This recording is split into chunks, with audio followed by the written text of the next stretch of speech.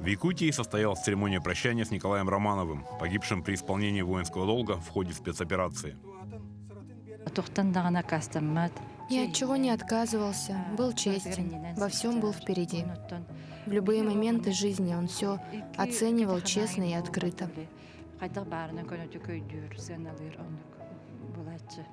Николай Романов родился в 1980 году в селе Соловьевское Черепчинского района. С детства был серьезен и очень заботился о родных. Никогда не обижался. Нас воспитывали так, чтобы мы людям никогда не говорили плохое. В школьные годы он был верным другом и товарищем. Студенческие годы провел в Москве. Он много читал, прекрасно пел, исполнял асохой. Николай был учителем географии в родном селе Мырыла.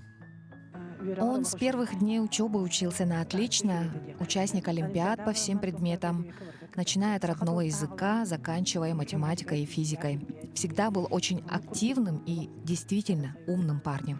У Коли был другой взгляд на жизнь, крепкая душа, сильный характер. Мы всегда у него спрашивали, почему ты решился пойти добровольно на военную службу. Он отвечал, что это долг, обязательно идти служить.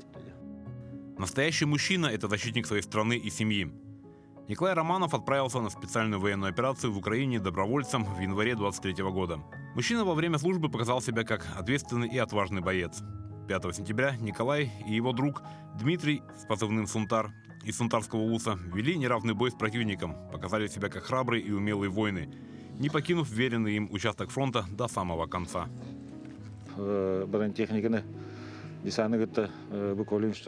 Коля вступил в неравный бой с врагом, уничтожил бронетехнику и пытался спасти своего друга.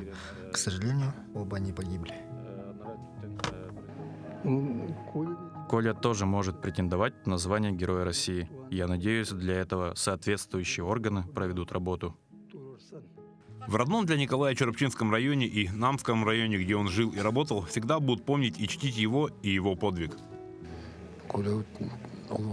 Его непрожитую жизнь продолжат дочки и жена.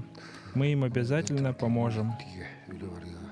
Николай Романов был чутким, отзывчивым, добрейшей души человеком, отличным семьянином, заботливым, внимательным и любящим отцом и мужем. Его непрожитую жизнь продолжат дочки и жена, наша коллега, талантливая журналистка Ниргуяна.